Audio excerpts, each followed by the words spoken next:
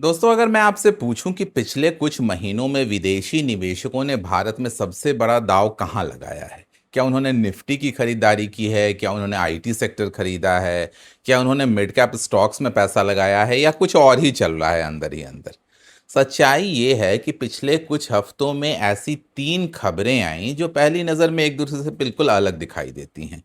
पहली, आरबीआई ने सिर्फ 6 वीक्स में लगभग $32 बिलियन की विदेशी पूंजी भारत में आकर्षित कर ली है। दूसरी खबर, एसबीआई रिसर्च का अनुमान है कि ये आंकड़ा आने वाले कुछ महीनों में 80 से $85 बिलियन तक पहुंच सकता है। और तीसरी खबर, फॉरेन इंस्टीट्यूशनल इन्वेस्टर्स धीरे धीरे प्राइवेट बैंक्स में अपनी हिस्सेदारी घटा रहे हैं, लेकिन पीएसयू बैंक्स में अपनी हिस्सेदारी बढ़ा रहे हैं। अब सवाल है कि इन तीनों खबरों का आपस में क्या रिलेशन है। क्या सिर्फ कोइंसिडेंस है या भारत की अर्थव्यवस्था में कुछ बहुत ही बड़ा बदलाव शुरू हो चुका है जिसे अभी ज़्यादातर इन्वेस्टर समझ ही नहीं पा रहे हैं। दोस्तों, आज की वीडियो सिर्फ आरबीआई की किसी नई स्कीम की चर्चा नहीं है। ये वीडियो भारत के अगले 5-10 वर्षों की एक ऐसी कहानी है जो तय कर सकती है कि अगले बुल मार्केट में कौन से सेक्टर सबसे बड़े विनर बन सकते हैं। तो आपका होराइजन लॉन्ग टर्म इन्वेस्टमेंट है तो आपके लिए ये वीडियो काफ़ी हेल्पफुल हो सकती है। इस वीडियो में जो भी मैं एनालिसिस करूंगा वो पर्सपेक्टिव लॉन्ग टर्म के लिए होगा, यानी कम से कम 4, 5 या 10 वर्षों के लिए अगर आपका होराइजन है। और थोड़ा सा डिटेल्ड में मैं एनालाइज करने की कोशिश करूंगा कि ये जो छोटी छोटी खबरें आती हैं उनका आपस में क्या रिलेशन है और ये ओवरऑल कलेक्टिवली किस तरह से किसी खास सेक्टर को प्रभावित करेंगी हमारे स्टॉक मार्केट में। और अगर हम इनको सही से एनालाइज कर पाए तो एक बहुत बड़ा प्रॉफिट कमा सकते हैं अपने पोर्टफोलियो में। यही सब कुछ समझने की कोशिश करेंगे आज के इस वीडियो में। दोस्तों, मेरा नाम है सौरभ सुमन और मैं हूं आपका पर्सनल वेल्थ गाइड और आप देख रहे हैं मेरा channel investing with Saurabh.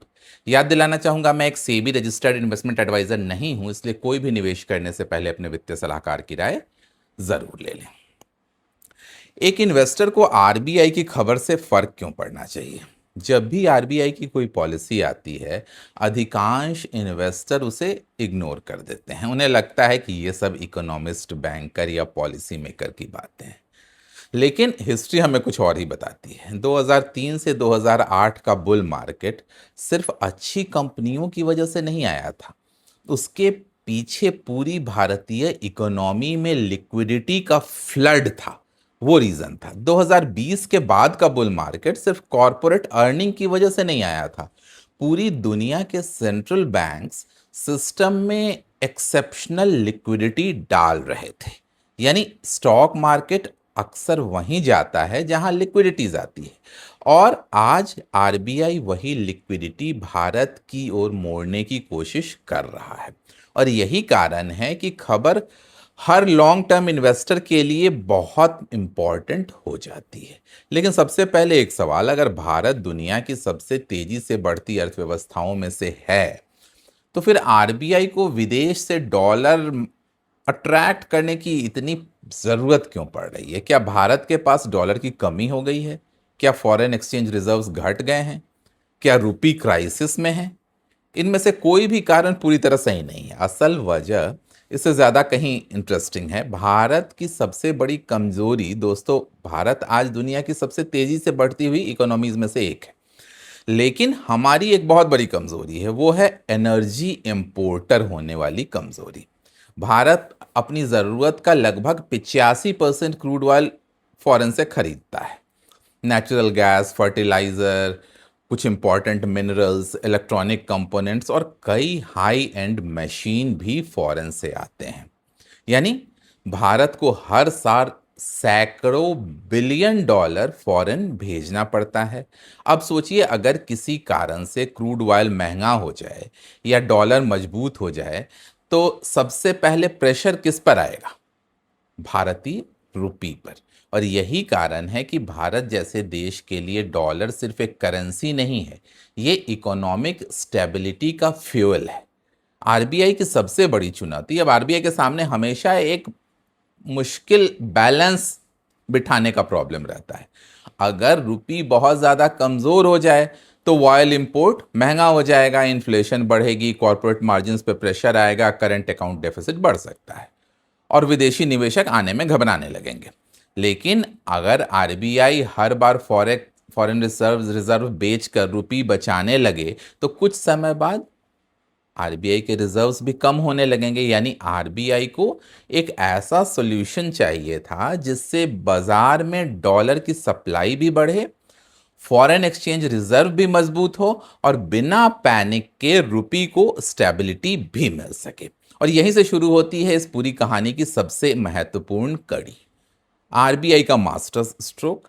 RBI ने एक ऐसी पॉलिसी की घोषणा की जिस पर आम निवेशकों ने शायद ज़्यादा ध्यान नहीं दिया, लेकिन दुनिया भर के बैंक्स, एनआरआई इन्वेस्टर और बड़े बड़े फाइनेंशियल इंस्टीट्यूशंस तुरंत समझ गए और एक्टिवेट भी हो गए।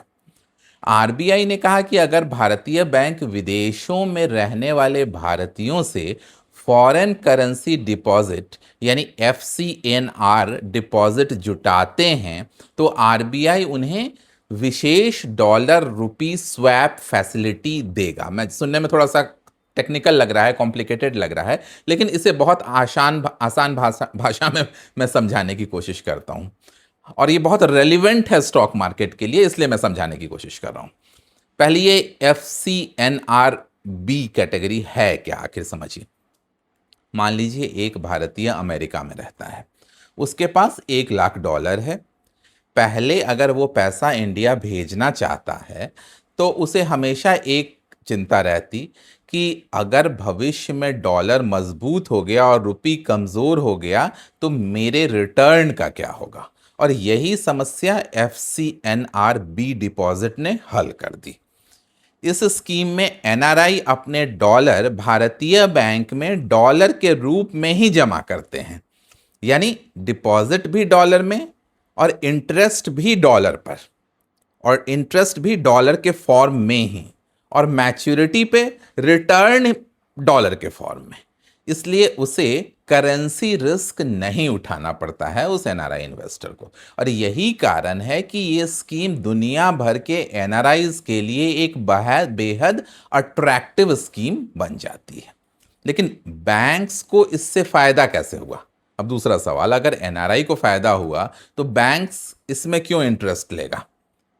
यही आरबीआई की असली स्ट्रैटेजी सामने आती है। अगर बैंक डॉलर जमा करते हैं तो उसे उस डॉलर का यूज इंडिया में लेंडिंग करने के लिए रुपी में बदलना पड़ेगा। अगर उस बैंक को लोन देना है उस मनी को तो उसे रुपी में कन्वर्ट करना पड़ेगा, लेकिन यहां करेंसी रिस्क आ जाएगा जो बैंक के पार्ट पे होगा। अगर एक्सचेंज रेट बदल गए तो बैंक को लॉस हो सकता है, और इसी रिस्क को आरबीआई ने अपनी special dollar rupee swap facility के जरिए काफी हद तक कम कर दिया। यानी बैंक काफी कॉन्फिडेंस के साथ विदेशों से डॉलर जुटा सकते हैं। और यही वजह है कि इस स्कीम ने कुछ ही हफ्तों में पूरी बैंकिंग इंडस्ट्री में एक नई कंपटीशन की शुरुआत कर दी। कंपटीशन जिसने सबको चौंका दिया। दिलचस्प बात यह है कि सिर्फ HDFC बैंक, ICICI बैंक या SBI ही नहीं, बल्कि small finance banks, mid size banks और अब एनआरआई डिपॉजिट्स के लिए बहुत एग्रेसिवली compete कर रहे हैं। कई बैंक पहले की तुलना में काफी अधिक रेट ऑफ इंटरेस्ट ऑफर कर रहे हैं। क्यों? क्योंकि उन्हें पता है आज जो डॉलर वो अट्रैक्ट करेंगे वही आने वाले वर्षों में उनकी लेंडिंग कैपेसिटी, ट्रेजरी इनकम और कॉम्पिटिटिव पोजीशनिंग तीनों को मजबूत करेगा। यानी आरबीआई की एक पॉलिसी पूरे बैंकिंग सिस्टम के बिहेवियर को बदल रही है। लेकिन असली सवाल अभी भी बाकी है दोस्तों। अगर ये सिर्फ एनआरआई डिपॉजिट्स की कहानी होती तो शायद इसका असर सिर्फ बैंकिंग सेक्टर तक लिमिटेड रहता, लेकिन ऐसा नहीं है, क्योंकि जो डॉलर आज भारत में आ रहे हैं वो सिर्फ बैलेंस शीट नहीं बदलेंगे, वो rupee, bond market, interest rate, foreign investors, corporate earnings और अल्टीमेटली स्टॉक मार्केट सभी को अफेक्ट करेंगे। और यहां से ये कहानी एक बैंकिंग स्टोरी से निकलकर पूरे इंडियन बुल मार्केट की कहानी बन जाती है। तो आखिर सिर्फ 45 दिनों में $32 बिलियन आ गए इंडिया में। दोस्तों, जब आरबीआई ने ये स्पेशल फॉरेक्स विंडो खोली तो शायद खुद आरबीआई को भी उम्मीद नहीं रही होगी कि रिएक्शन इतना तेज मिलेगा। सिर्फ करीब 1.5 महीने के अंदर भारत में लगभग $32 बिलियन की फॉरेन एक्सचेंज आ गई। और सबसे इंटरेस्टिंग बात, इस पूरे पैसे का सबसे बड़ा हिस्सा शेयर मार्केट से नहीं आया। ये पैसा आया एनआरआई डिपॉजिट से, फॉरेन करेंसी डिपॉजिट से और गवर्नमेंट बॉन्ड्स के जरिए। यानी भारत में विदेशी निवेश का एक नया सोर्स, तेजी से मजबूत होता हुआ सोर्स। लेकिन यहीं से एक और बड़ी कहानी शुरू होती है। थोड़ा सा टेक्निकल है ये वीडियो, लेकिन अगर आप समझ गए तो ये आप बहुत इंसाइट देगा आपको ओवरऑल इन्वेस्टमेंट जर्नी में। एसबीआई ने आखिर 80 से 85 बिलियन डॉलर का एस्टीमेट क्यों लगाया है? सवाल ये उठता है कि अभी 32 बिलियन डॉलर आए हैं तो एसबीआई रिसर्च 80 से 85 बिलियन डॉलर और आने की बात क्यों कर रहा है? क्या ये सिर्फ एक अनुमान है या इसके पीछे कोई सब्सटैंशियल रीजन, कोई सब्सटैंशियल बेस भी है? दोस्तों, एसबीआई रिसर्च का मानना है कि अभी इस पूरी स्कीम की शुरुआत हुई है। बहुत से एनआरआई इन्वेस्टर अभी भी अपनी एग्जिस्टिंग डिपॉजिट्स मैच्योर होने का इंतजार कर रहे हैं। कई corporate houses external commercial borrowings यानी ईसीबी रूट पे काम कर रहे हैं और कई विदेशी संस्थागत निवेशक इंडियन डेट मार्केट में धीरे धीरे एलोकेशन बढ़ा रहे हैं। यानी आज जो $32 बिलियन दिख रहे हैं वो शायद पूरी फिल्म का सिर्फ ट्रेलर है। अगर 85 बिलियन डॉलर आ गए तो क्या होगा? अब कल्पना कीजिए, अगर वास्तव में 80-85 बिलियन डॉलर भारत में आते हैं तो इसका मतलब क्या होगा? दोस्तों, ये केवल एक बड़ी संख्या नहीं है, ये पूरे मैक्रो एनवायरनमेंट को बदल सकती है। सबसे पहला असर भारत के बैलेंस ऑफ पेमेंट पे पड़ेगा। बैलेंस ऑफ पेमेंट क्या होता है? बहुत सारे इन्वेस्टर्स करंट अकाउंट डेफिसिट तो सुनते हैं, लेकिन बैलेंस ऑफ पेमेंट यानी बीओपी उतना नहीं समझते हैं। बहुत आसान भाषा में समझाने की कोशिश करता हूं। मान लीजिए भारत पूरी दुनिया के साथ एक विशाल बैंक अकाउंट चलाता है, मान लीजिए, जिसमें एक तरफ से डॉलर आता है और दूसरी तरफ से डॉलर बाहर जाता है। अगर बाहर जाने वाला डॉलर ज्यादा है तो अकाउंट में पैसे खत्म हो जाएंगे, अकाउंट नेगेटिव में आ सकता है, अकाउंट में कमजोरी आ सकती है। लेकिन अगर आने वाले डॉलर ज्यादा हैं तो देश की फाइनेंशियल पोजीशन मजबूत हो जाती है और यही है बैलेंस ऑफ पेमेंट। अब एसबीआई रिसर्च के अनुमान है कि अगर ये डॉलर इनफ्लो कंटिन्यू रहा तो फाइनेंशियल ईयर 27 में भारत का बैलेंस ऑफ पेमेंट लगभग $50 बिलियन के सरप्लस में जा सकता है। दोस्तों, ये बहुत छोटी बात नहीं है। एक इन्वेस्टर के लिए इसका क्या मतलब है? अब आप शायद सोच रहे होंगे कि ये सब तो इकोनॉमिस्ट वाली बातें हैं, इससे मेरे पोर्टफोलियो का क्या लेना देना? बहुत बड़ा लेना देना है, क्योंकि स्टॉक मार्केट हमेशा अर्निंग्स से पहले लिक्विडिटी को पहचानता है और लिक्विडिटी मैक्रो स्टेबिलिटी से आती है। अगर भारत में डॉलर लगातार आते रहेंगे तो विदेशी निवेशकों का भरोसा बढ़ेगा, रेटिंग एजेंसियां इंडिया को बेहतर नज़र से देखेंगी, कॉरपोरेट बोरोइंग्स आसान होंगे और पूरे फाइनेंशियल सिस्टम में कॉन्फिडेंस बढ़ेगा। और यही कॉन्फिडेंस धीरे धीरे इक्विटी वैल्यूएशंस में दिखाई देता है। आरबीआई की असली जीत कहाँ है? अधिकांश लोग सोचते हैं कि आरबीआई सिर्फ रुपये को बचा रहा है, लेकिन मुझे लगता है कि आरबीआई इससे कहीं बड़ा गेम खेल रहा है। सोचिए, अगर आरबीआई हर बार डॉलर बेचकर रुपये को बचाता रहा तो फॉरेन एक्सचेंज धीरे धीरे कम होते। लेकिन इस बार आरबीआई ने रिजर्व खर्च नहीं किए, बल्कि नए डॉलर्स देश में अट्रैक्ट किए। और यही पॉलिसी मेकिंग का अंतर होता है। एक तरीका समस्या से लड़ना होता है और दूसरा तरीका ये हो सकता है कि समस्या की जड़ काट देना। क्या रुपये इससे मजबूत होगा? यहां एक गलतफहमी दूर करना जरूरी है। बहुत से लोग सोच रहे हैं कि अब रुपये तेजी से मजबूत हो जाएगा। जरूरी नहीं है। आरबीआई का लक्ष्य रुपये को 70-75 पर ले जाना नहीं है। आरबीआई चाहता है स्टेबिलिटी, क्योंकि बहुत मजबूत रुपये एक्सपोर्टर्स के लिए अच्छा नहीं है, बहुत कमजोर रुपये इंपोर्टर्स के लिए नुकसानदायक है। इसलिए आरबीआई एक स्टेबल करेंसी चाहता है और stable currency long term investor को सबसे ज्यादा पसंद आती है। अगर रुपये स्टेबल होगा तो सबसे पहले किसे फायदा होगा? अब यहीं से स्टॉक मार्केट की कहानी शुरू हो जाती है। अगर करेंसी स्टेबल होती है तो सबसे पहले इंपोर्ट करने वाली कंपनीज को राहत मिलती है। जिन इंडस्ट्रीज का रॉ मटेरियल विदेशों से आता है उनकी लागत पे प्रेशर कम होगा। उदाहरण के लिए speciality chemicals, electronic manufacturing, auto components, capital goods, renewable energy equipments और डिफेंस मैन्युफैक्चरिंग के कुछ हिस्से। और जहां इंपोर्टेड कंपोनेंट्स का उपयोग होता है उन सभी कंपनियों का फायदा होगा। अगर डॉलर की वॉलेटिलिटी कम होती है तो इन कंपनियों के मार्जिन्स अधिक प्रेडिक्टेबल हो जाएंगे। लेकिन सबसे बड़ा फायदा शायद कहीं और हो दोस्तों। इस पूरी कहानी का सबसे बड़ा विनर शायद बैंकिंग सेक्टर हो, और यही वो हिस्सा है जिसे मार्केट अभी पूरी तरह प्राइस इन नहीं कर रहा है। लोग समझ नहीं रहे हैं इस चीज को। सोचिए, अगर बैंक्स के पास डॉलर फंडिंग बढ़ती जाती है, सभी बैंकों के पास लिक्विडिटी मजबूत होती है, ट्रेजरी ऑपरेशंस बेहतर होते हैं, क्रेडिट ग्रोथ बनी रहती है और इंडिया की इकोनॉमी 7% के आसपास के रेट से बढ़ती रहती है, तो बैंक्स के अर्निंग साइकिल पर इसका बहुत पॉजिटिव असर पड़ सकता है। लेकिन यहां भी एक बहुत बड़ा बदलाव हो रहा है। फॉरेन इंस्टीट्यूशनल इन्वेस्टर्स धीरे धीरे अपनी बैंकिंग स्ट्रेटजी बदल रहे हैं, और यही बदलाव अगले अध्याय का सबसे महत्वपूर्ण विषय होगा। एफआईआई आखिर प्राइवेट बैंक से निकलकर पीएसयू बैंक की तरफ क्यों जा रहे हैं, यह सोचने की बात है। क्या उन्हें प्राइवेट बैंक्स पे भरोसा नहीं रहा? क्या पीएसयू बैंक अचानक से बहुत सस्ते हो गए हैं, या इसके पीछे कोई और ही कहानी है?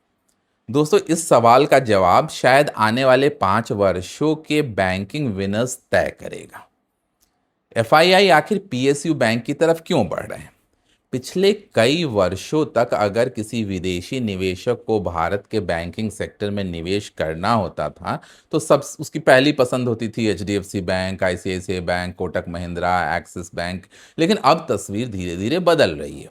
पिछले 1 वर्ष के दौरान कई foreign institutional investors private bank में अपनी हिस्सेदारी कम कर रहे हैं और पीएसयू बैंक्स में एलोकेशन बढ़ा रहे हैं। अब सवाल है कि क्या सिर्फ वैल्यूएशन का खेल है, या इसके पीछे कोई बड़ा स्ट्रक्चरल चेंज छिपा हुआ है? मुझे लगता है ये केवल वैल्यूएशन की कहानी नहीं है। ये पूरे भारतीय बैंकिंग सेक्टर के नए ग्रोथ साइकिल की शुरुआत हो सकती है।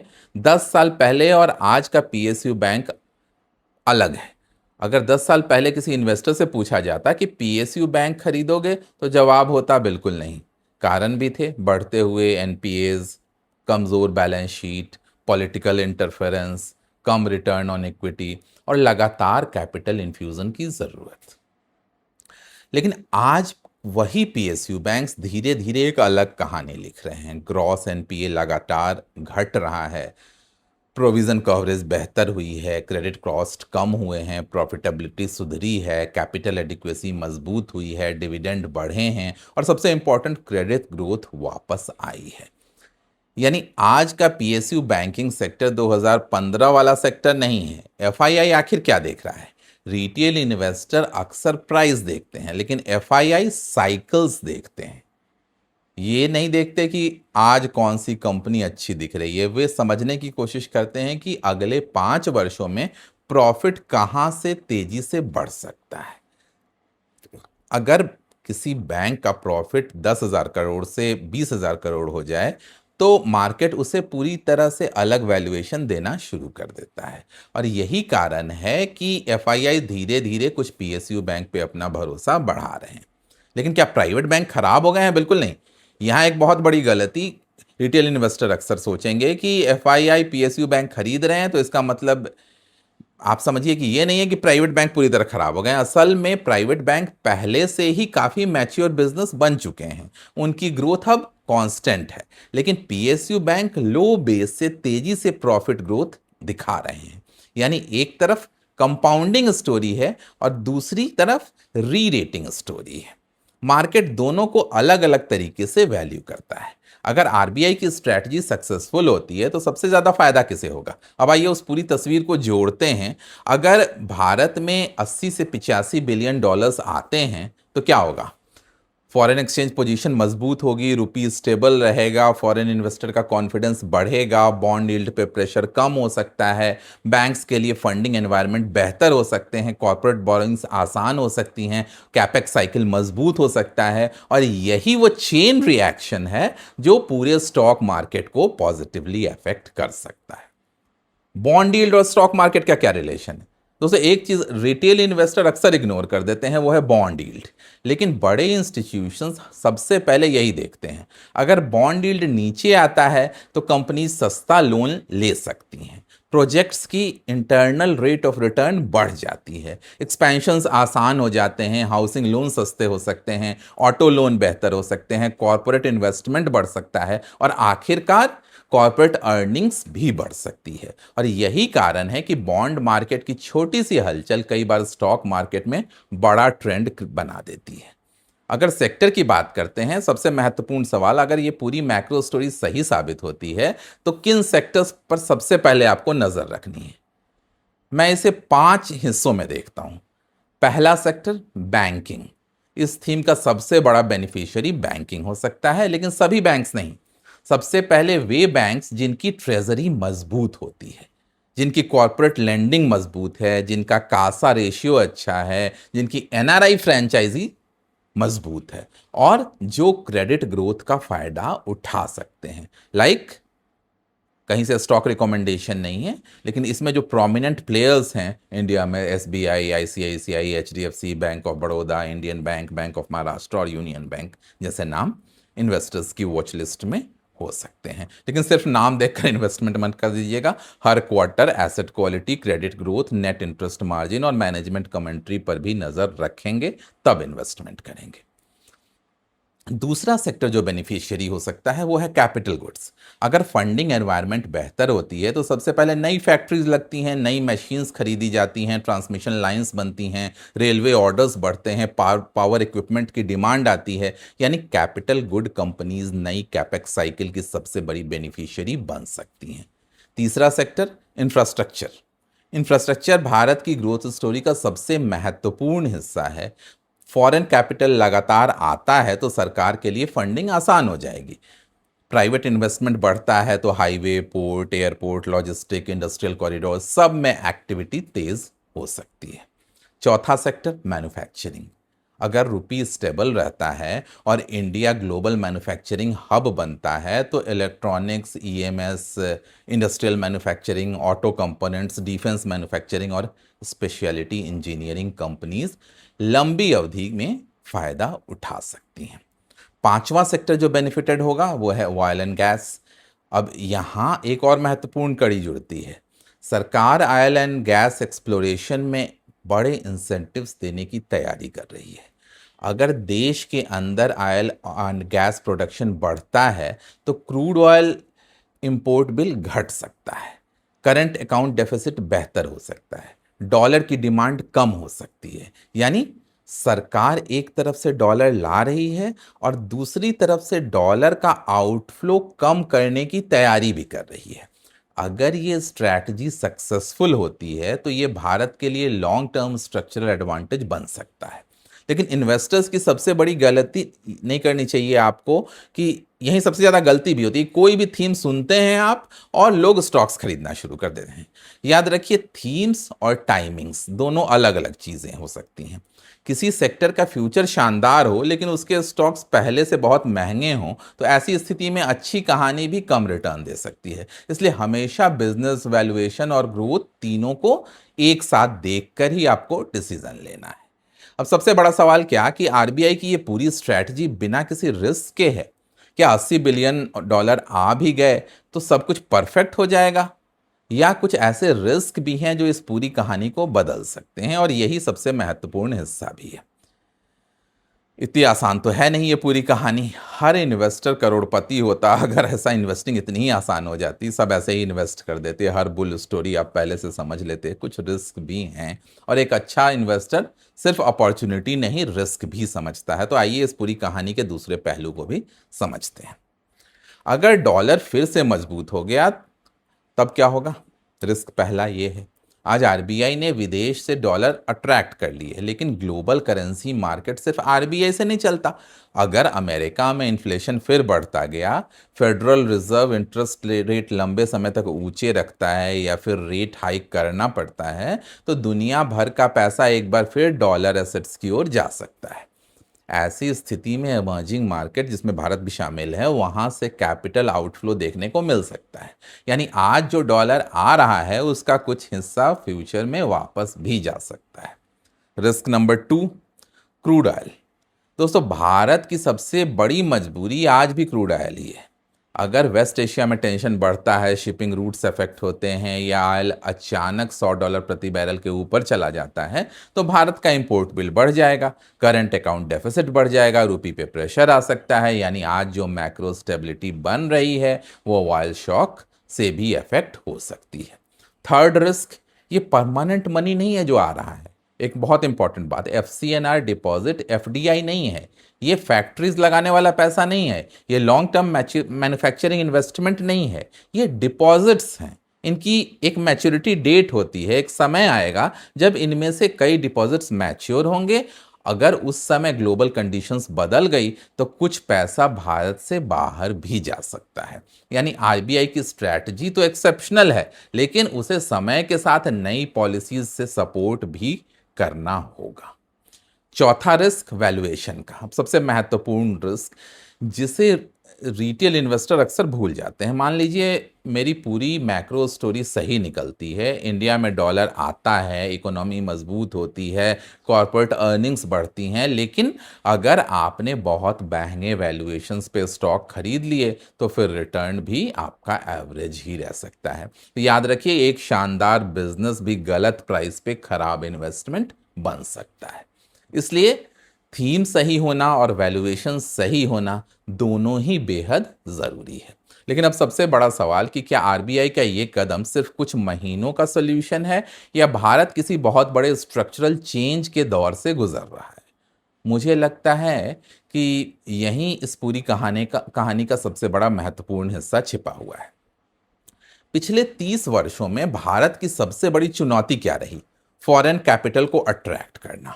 लेकिन आज तस्वीर बदल रही है। Global companies China plus one strategy अपना रही हैं, मैन्युफैक्चरिंग धीरे धीरे इंडिया की तरफ बढ़ रहा है, डिजिटल इकोनॉमी तेजी से बढ़ रही है, जीएसटी कलेक्शन लगातार मजबूत हो रहे हैं, बैंकिंग सिस्टम पहले की तुलना में कहीं अधिक हेल्दी हो गए हैं, कॉर्पोरेट बैलेंस शीट डीलिवरेज्ड है, इंफ्रास्ट्रक्चर स्पेंडिंग रिकॉर्ड स्तर पे है, defence manufacturing, electronic manufacturing, renewable energy, semiconductor ecosystem, data centres, railway, power infrastructure, इन सभी एरियाज में लंबी अवधि का इन्वेस्टमेंट साइकिल शुरू हो चुका है।